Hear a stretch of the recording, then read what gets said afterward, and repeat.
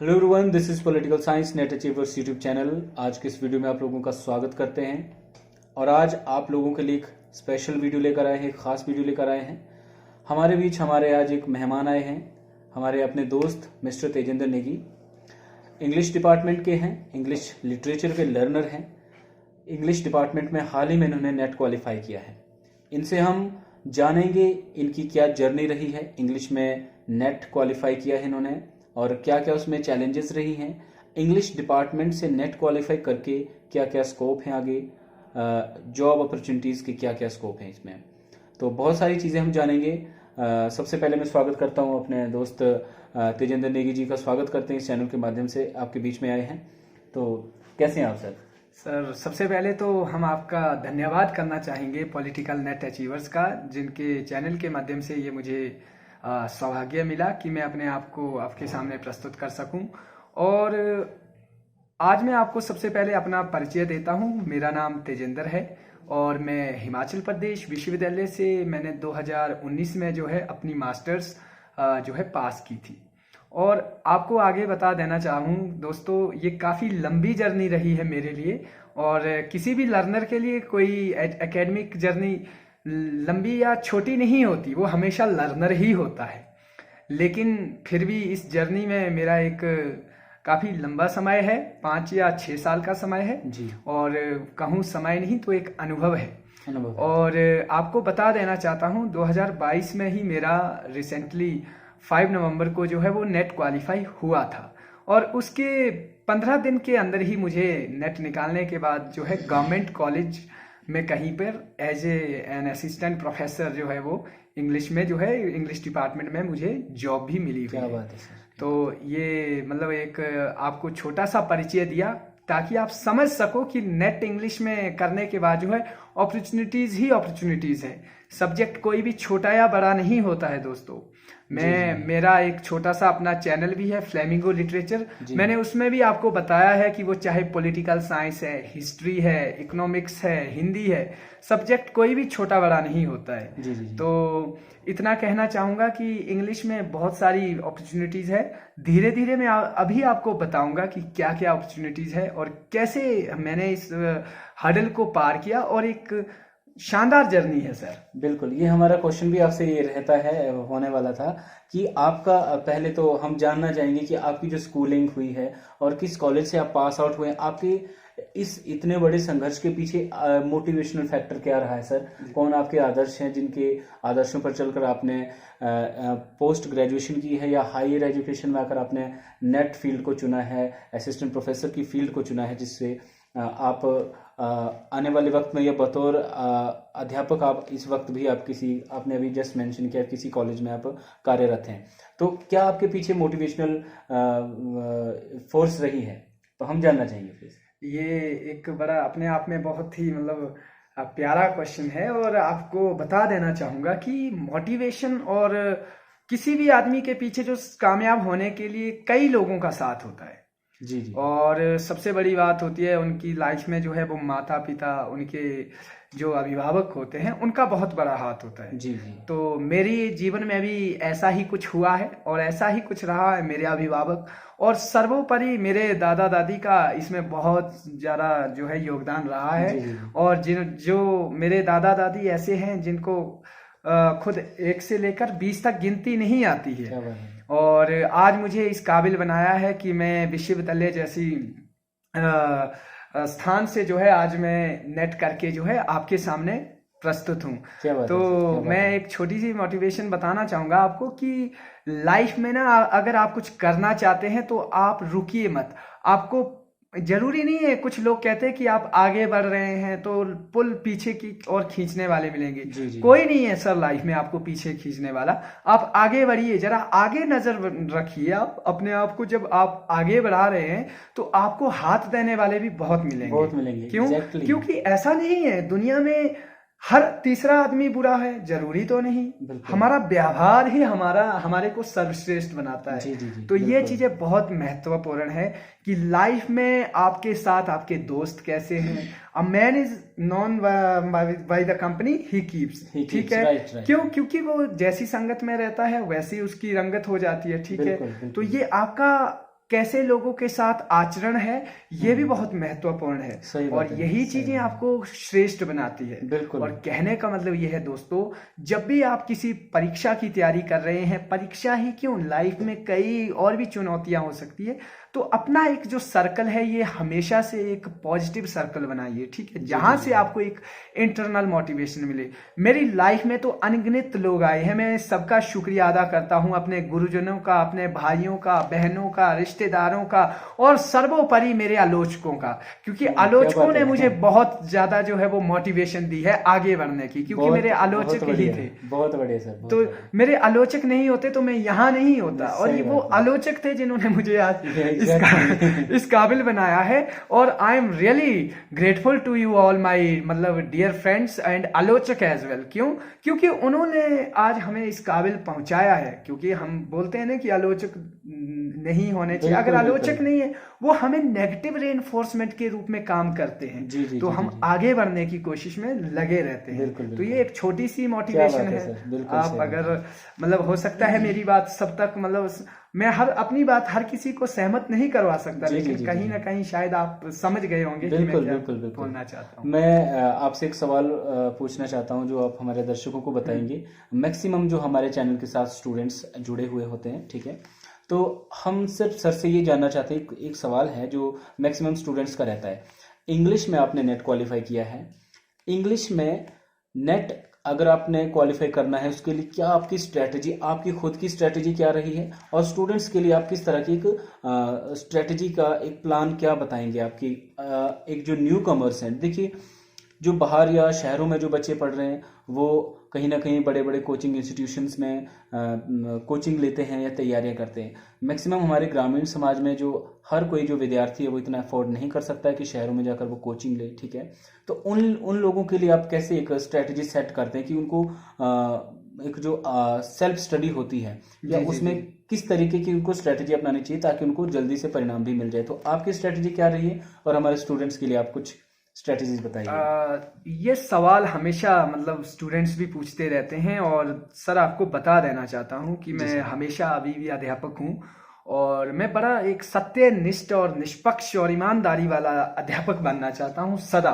क्या बात है, जीवन पर्यंत। बिल्कुल। और मेरे लिए ये गौरवान्वित वाला वक्त होता है जब मैं किसी भी क्लास में जाता हूँ, कहीं भी किसी भी बच्चे से मिलता हूँ, कोई रास्ते में मिल जाए तो भी मैं एक बच्चे को बच्चे की नजर से देखता हूँ। क्यों? क्योंकि ये हमने ना वो बोलते हैं ना कि हमने वो बचपन देखा है, वो हमने देखा है कि किस तरह से आज हम इस मुकाम पर पहुंचे हैं जी। तो फिर भी इस जर्नी में मैं आप सबको बताना चाहूंगा कि जो मेरी स्टडी स्ट्रेटजी थी वो कैसी है, और आप सबको बता देना चाहता हूं कि सबसे पहले जो आपके माइंड में जो है कि एमए इंग्लिश करने के बाद इंग्लिश में नेट कैसे निकाला जाए, बहुत डिफिकल्ट है वगैरह वगैरह, ऐसे कई सवाल और ख्यालात माइंड में आते हैं। सही बात है सर। तो घबराना नहीं है, सीधी सी बात है। आप अगर एमए कर रहे हैं, मास्टर्स कर रहे हैं, पॉलिटिकल साइंस में है, हिस्ट्री में है, इकोनॉमिक्स में है, हिंदी में है, अगर आप एमए इंग्लिश में एमए कर रहे हैं, मास्टर्स कर रहे हैं, तो आप क्यों नहीं कर सकते? बिल्कुल। अगर सबसे पहला क्वेश्चन तो ये है, अगर आप एमए कर रहे हैं तो आपको करना पड़ेगा। क्यों? क्योंकि आप उस सब्जेक्ट में मास्टरी कर रहे हैं। एग्जैक्टली। क्योंकि डिफिकल्ट तो नहीं हो सकता फिर। बिल्कुल। लेकिन जो धारणा है, जो स्टीरियोटाइप धारणा है कि ऐसा है, स्कूलिंग इम्पैक्ट करती है, नहीं करती है। जी। कहीं हद तक नहीं करती और कई हद तक बहुत ज्यादा करती है। ये डिपेंड करता है कि हम लोग कितने मेहनती हैं, बच्चा कितना मेहनती है और किस कदर कर रहा है। लेकिन फिर भी मैं आपको बता देना चाहूंगा कि देखिए, सबसे पहले मैं अपने बारे में बताना चाहूंगा। मेरा 8th अटेम्प्ट में जो है नेट हुआ। क्या बात है? 8th अटेम्प्ट में। तो फेलियर से घबराना नहीं है जी। There is 1000 unsuccessful years behind a successful person. Exactly. तो अब ऐसा तो है नहीं कोई जल्दी से सक्सेस हो गया तो उसको कुछ ज्यादा पंख लग जाएंगे। तो आपको लाइफ बैलेंस जीनी है। अब इसमें रहता क्या है, आप लोगों ने सबसे पहले तो सिलेबस जानना है जी, कि एमए इंग्लिश या इंग्लिश लिटरेचर का सिलेबस क्या है। सिलेबस सबसे पहले आज के दौर में हिस्ट्री ऑफ इंग्लिश लिटरेचर देखिए, बुक्स पढ़ते हैं आप मास्टर्स में आपको बहुत सारी बुक्स लगी होती है।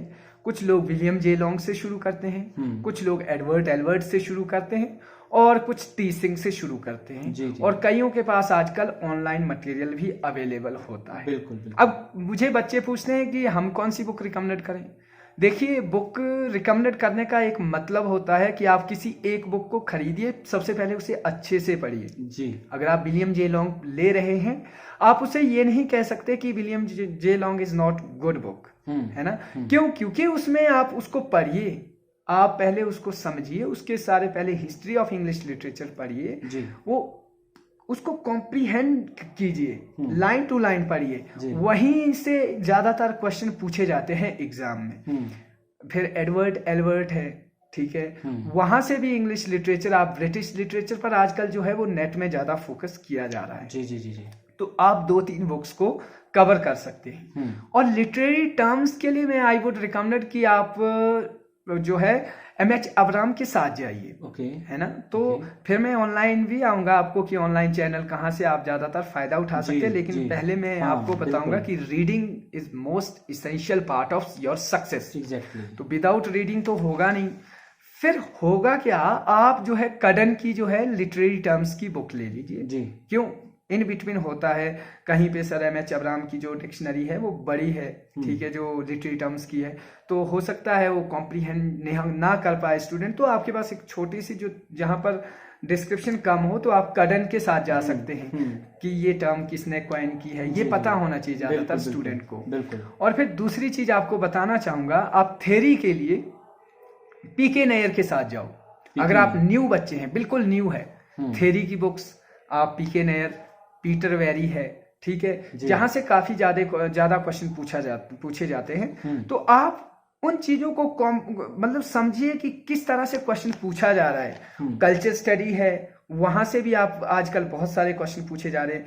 और वर्क्स, लिटरेरी वर्क्स बहुत ज्यादा इंपॉर्टेंट है सर। बिल्कुल। लिटरेरी वर्क्स कम से कम आपको 300 से 400 के बीच में आपको पढ़ने ही पड़ेंगे। वो चाहे आप चौसर एज से लेके पोस्ट मॉडर्न एज तक आपको उनकी लिस्ट बनाइए। आप मोस्ट जो कहें तो मास्टरपीस वर्क्स जो भी है आपको, मास्टरपीस वर्क हो सकता है चौसर एज के कौन कौन से है। और आजकल वर्क्स की क्रोनोलॉजी अभी से शुरू कर दीजिए, वर्क्स की जो है क्रोनोलॉजी बनाना। ये बहुत सारा आपको मतलब बाद में भी इसका जो है वो फायदा होने वाला। आप कमीशन में जाएंगे, कहीं PhD का इंटरव्यू देंगे, तो सब कुछ आपको वो बहुत ज्यादा फायदेमंद होने वाला है। और आप इसके बाद जो है पोस्ट कॉलोनियल स्टडी में जाइए, वहां के अफ्रीकन इंडियन लिटरेचर बहुत ज्यादा पूछ रहा है। तो इंडियन AK मेहलोत्रा की आप बुक ले लीजिए इंडियन लिटरेचर के लिए। बहुत ही हैंडी बुक है और पढ़ने के लिए भी इजी है। तो आप मतलब आप जो है ऑनलाइन सोर्स, जैसे आपको मैं रिकमेंड करूंगा थ्योरी के लिए दाना multitasker from Himachal Pradesh university. आप उनके चैनल को फॉलो कर सकते हैं। मतलब मैं इसलिए बता रहा हूँ, पहले चेक कीजिए, फिर नहीं आता है पसंद तो आपके हाथ में आता है तो ठीक है। फिर आप थ्योरी के लिए देख सकते हैं, दूसरे भी चैनल है आज के दौर में। वाईजूस भी मतलब जो फ्री ऑफ कॉस्ट है ना, फ्री, वहां से भी आप नोट्स डाउनलोड कर सकते हैं। AKS राजवीर है हमारे पास, और कल्याणी वेलथ जैसे YouTube चैनल है। और मतलब आप यहां से सोर्स ले सकते हैं। मैं कह रहा हूं कि कहीं से भी आपको सोर्स मिल रहा है, लीजिए, ताकि आप आने वाले समय में जब नेट क्वालिफाई करोगे तो कहीं भी जाओ अपने आप को रिप्रेजेंट कर पाओ बेहतरीन तरीके से, ताकि आपको जो है वो कोई उंगली ना कर पाए, ठीक है। तो आपके पास नॉलेज भी होना चाहिए, और फर्स्ट पेपर का बड़ा रोल है। हाँ सर, ये क्वेश्चन हमारा अभी आपसे होने ही वाला था।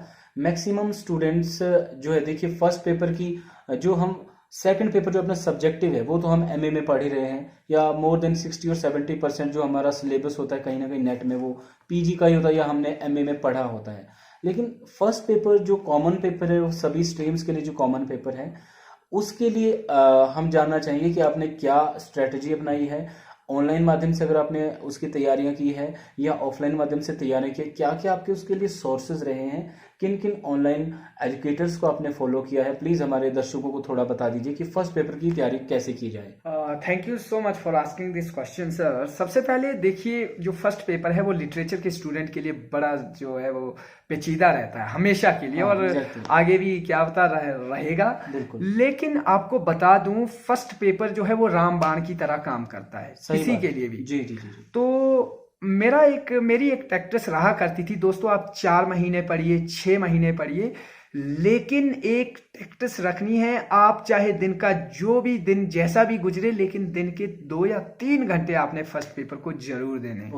अगर आप फर्स्ट पेपर को 2 या 3 घंटे किसी दिन नहीं देते हैं तो समझ लीजिए आप इनजस्टिस कर रहे हैं अपने साथ, क्योंकि फर्स्ट पेपर ही है जो आपको आगे ले जाएगा। ठीक है सर, तो फर्स्ट पेपर के लिए मेरी को क्या स्ट्रेटजी रहती थी, मैं बहुत पढ़ता हूँ, मेरी एक मतलब मेरे को रीडिंग बहुत पसंद है। जी। तो मैं ऐसा नहीं है कि मुझे मैं मान के चलो पियर्सन से पढ़ा है ना, तो वही हो गया, कोई दूसरे सोर्स से पढ़ता था। मुझे डिस्क्रिप्टिव वे में पढ़ना बहुत पसंद है, वो चाहे रिसर्च से है, रिसर्च एप्टीट्यूड है, टीचिंग एप्टीट्यूड है, कम्युनिकेशन है, हायर एजुकेशन है, एनवायरनमेंट है। आज मतलब I am able to speak here front of this camera as well, कि मैं कई घंटों तक बोल सकता हूँ उन टॉपिक्स पे भी। वो इसीलिए है क्योंकि मतलब एक लॉन्ग स्टडी है, और ऑनलाइन से सर हम इस तरह से नहीं कर पाते हैं। ऑनलाइन आपको इल्यूजन से बताना चाहूंगा कि अगर आप ऑनलाइन ही स्टडी करते तो आपकी मास्टरी नहीं बन सकती है किसी टॉपिक पर, लेकिन ऑनलाइन जो एजुकेशन है, जो ऑनलाइन आपको पढ़ाते हैं, इसे आप एग्जाम के लिए बड़े इजीली प्रिपेयर होते हैं। जब मैं अपने बारे में बताऊं, जब मैं नोट्स बनाया करता था कहीं बुक से, ठीक है, तो कहीं जो एकेडमी के नोट्स है, चाहे वो आप मैं ज्यादातर फॉलो करता था आपके तलवीर सर, तो कॉमर्स नेट अचीवर से। तो उनकी एक स्ट्रेटजी हुआ करती थी जो एग्जाम में हम एलिमिनेशन थ्योरी को करते हैं, और मैं तलवीर सर को ही नहीं, मैं बड़ा कंपैरेटिव वे में स्टडी करके चलता था। लाइक मुकेश गोयल सर को भी फॉलो करता था, और बायजूस वालों को भी फॉलो करता था, और साथ में कभी कभी निमी जी नेट। तो आप मेरे सोर्सेज देखो, एक जगह ऐसा नहीं है आई एम डिस्ट्रैक्ट, मैं हर जगह से मैं कोशिश करता था कि यहाँ से किस तरह से हम इस पेपर को अटेम्प्ट कर सकते हैं, वहां से किस तरह से हम पेपर को अटेम्प्ट कर सकते हैं। फिर एक आजकल यूजीसी नेट जेआरएफ अड्डा करके आया, उन्होंने नए तरीके से शुरू किया, तो उनका भी पढ़ाने का तरीका अच्छा लगा, मतलब ओवरऑल गुड। और फिर मैं मॉक टेस्ट दिया करता था, तो मेरे 33 से 35 के बीच में क्वेश्चन ठीक हो जाते थे, जो लिटरेचर में इनफ होते हैं। लेकिन अब सवाल ये है कि आप क्या करेंगे। तो सबसे पहले आप हार्ड कॉपी पढ़िए, पहले ऑनलाइन जाएंगे आप, और प्रीवियस ईयर क्वेश्चन पेपर सबसे पहले। पीवाईक्यू जो है ये रामबाण है, पीवाईक्यू जो है आप खरीदिए, 18 से 22 के बीच में सारे क्वेश्चन पेपर सॉल्व कीजिए, फिर जो 21 से 22 के बीच में जितनी भी शिफ्टों में पेपर हुए हैं इनको सॉल्व कीजिए।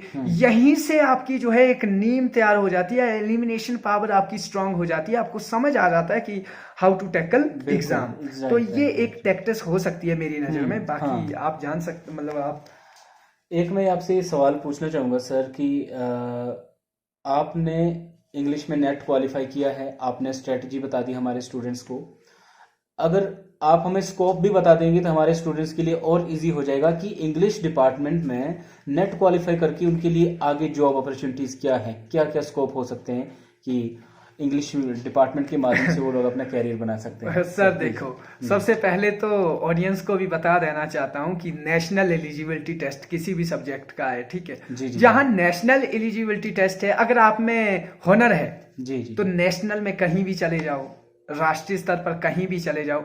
और इंग्लिश में तो इतने सारे स्कोप है।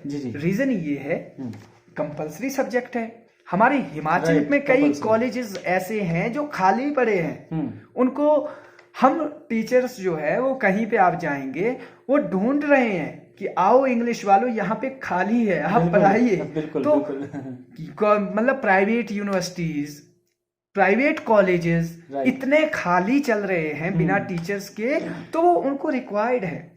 लेकिन आपके पास एक स्किल होनी चाहिए, सब्जेक्ट नॉलेज आपका बहुत जरूरी है। अगर आपके पास सब्जेक्ट नॉलेज नहीं है, अगर आप कॉन्फिडेंट नहीं है, आप अपने सब्जेक्ट को डिफेंड नहीं कर पाते हैं, तो वो कहीं ना कहीं हम लैग करते हैं। लेकिन नेट अपने आप में एक बड़ी परीक्षा है जो दिखाता है कि हमारी एलिजिबिलिटी है।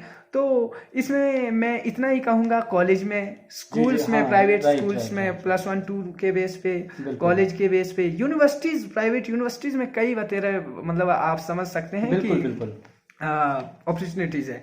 तो ये तो मैं नहीं समझता कि अपॉर्चुनिटीज ना हो। तो आप नेट निकालिए और विदिन, मैं स्वयं इसका जो है वो प्रमाण हूँ। मुझे 15 दिन में ही सरकारी कॉलेज में जो है एक एज असिस्टेंट प्रोफेसर जॉब मिली है। तो मैं आपको इससे मतलब और क्या उदाहरण दे सकता हूँ। बिल्कुल सर, बिल्कुल सर। आपने 8th अटेम्प्ट में नेट क्वालिफाई किया है, right? I am right? 8th attempt आपने नेट क्वालिफाई किया है और तब तक आपकी पीजी भी हो चुकी थी, एमए हो चुकी थी। आप रिसर्च में भी नहीं गए, आपने सिर्फ इसी चीज़ को, इसी फील्ड को पकड़ के रखा, इसी कंपटीशन को पकड़ के रखा। जाहिर सी बात है कि आपको चैलेंजेस बहुत आई होंगी। हम जानना चाहेंगे क्या क्या आपको चुनौती, क्योंकि अमूमन हर विद्यार्थी को बहुत सारी चुनौतियों का सामना करना पड़ता है, चाहे वो घर की हो, थोड़ी सामाजिक हो, थोड़ी फाइनेंशियल हो, हर तरह की चुनौतियाँ आती है। आप थोड़ा सा इस चीज से भी रूबरू करवा दीजिए कि आपके सामने किस तरह की चुनौतियां थी। हो सकता है किसी हमारे श्रोता को, किसी हमारे दूसरे स्टूडेंट के लिए थोड़ी सी मोटिवेशन हो जाए वहां से, कि बार बार फेलियर मिलने पर भी अपना काम नहीं छोड़ना है, चाहे इधर उधर से आपके सामने कैसी भी कंडीशंस, कैसे भी चैलेंजेस आ जाए, लेकिन अपने काम पर कॉन्सेंट्रेट कैसे करना है। तो हम जानना चाहेंगे आपकी चुनौतियां क्या रही, आपकी चैलेंजेस क्या क्या रही है इस चीज में। देखिए, इस मतलब चुनौतियां, जी सर, तो काफी मतलब शानदार प्रश्न है आपका और काफी मतलब देखिए, सबसे पहले जहां आपके जो आदर्श होते हैं, जिनके मतलब वो लोग आपकी बहुत बड़ी मोटिवेशन होती है। तो लोगों की जो मतलब जो हमारी जो सफलताओं के बीच में जो बाधाएं होती है, वो एक निम्न बिंदु की तरह होती है। जी जी जी जी। तो इसमें जैसे मेरी दादा दादी की बहुत बड़ी मोटिवेशन रही है मेरी सक्सेस के पीछे जी। तो बस मेरा एक ही मकसद है। अभी तो मैं एक मामूली इंसान हूँ, मैं कुछ भी नहीं कर पाया हूँ। कभी जीवन में बड़े आदमी बनेंगे और सबसे पहले तो एक लर्नर ही रहूंगा जीवन पर्यंत, मेरा ये प्रयास है और प्रयास रहेगा। जी जी। लेकिन चुनौतियां आपको बता देना चाहता हूँ, सबसे बड़ी जो चुनौतियां गिरती है, वो जो हमें जो हर्डल आती है, जो बाधाएं आती है, वो आती है परिवार के ऊपर। परिवार कि लोग जो है आपको आपके बारे में कहेंगे कि नहीं, इंग्लिश में जो नेट है आपका बच्चा, या ये है वो है, ये इस फील्ड में गया है तो ये बड़ी डिफिकल्ट फील्ड है। हमें अपने आप को समझा लेते हैं, लेकिन हम जब फिर ऐसे जो एक्सटर्नल वेरिएबल होते हैं, उन लोगों के जो थॉट्स होते हैं, वो अपने परिवार को कन्विंस करना बहुत डिफिकल्ट हो जाता है। बिल्कुल। फिर क्यों? क्योंकि वो चुनौतियां हैं। लेकिन मैं एक छोटी सी बात बता देना चाहता हूं, इंसान जितना सफर करता है, जितनी सफरिंग्स में रहता है, जितना क्राइसिस में रहता है, वो उतना ऊपर उठता है। ये मेरी अपनी फिलॉसफी। क्या बात है सर। कि बिल्कुल। हमारे लाइफ में क्राइसिस होना चाहिए, जितना क्राइसिस है हम उतना ऊपर उठेंगे। और मैं फिर एक चीज बहुत आसान तरीके से सोचता हूं कि मेरे पीछे अगर इतना बड़ी मोटिवेशन है, जिन्होंने कभी जीवन में स्कूल नहीं देखा, जिन्होंने 1-10 तक कोई गिनती तक नहीं लिखी, उन्होंने मुझे विश्वविद्यालय पहुंचा दिया, उनकी इतनी बड़ी मोटिवेशन है। तो इन लोगों की जो भी मतलब आलोचनाएं हैं, छोटे जो बोलते हैं ना, तो कोई भी, मैं एक ही चीज सोचता हूं, जब आप अपने काम में व्यस्त है, आप अपनी मेहनत में व्यस्त है, मौका दीजिए लोगों को बोलने का। मैं आपको एक ही बात बोलूंगा कि मौका दीजिए लोगों का बोलने का। अगर आप मौका दे रहे हैं तो you are the fortunate enough that you are giving opportunity to speak about you. अगर आपके बारे में कोई बोल रहा है तो इट मीन्स कि आप में कोई क्वालिटी है, तभी आपके बारे में बोल रहे हैं। औरों के बारे में क्यों नहीं बोल रहे हैं? कोई बेला बैठा हुआ है, कोई फालतू में बैठा हुआ है, उसके बारे में क्यों बात करेंगे? आपके बारे में बात हो रही है तो इट मीन्स दैट कि आप में कोई काबिलियत है। सर, यही रीजन होता है कि हमारे बारे में कुछ लोग बोल रहे हैं। और हर्डल्स बहुत सारी आती है। आपके दोस्त, आप हो सकता है इन बिटवीन आपके दोस्त काफी आगे निकल रहे हैं, ठीक है, इन बिटवीन घबराना नहीं है, वो आपकी तरह ही है। वो थोड़ा सा कभी ये समझना कि शायद मेरी मेहनत में इनकी मेहनत से थोड़ी सी कमी रह गई, तो ये भी एक चुनौती होती है।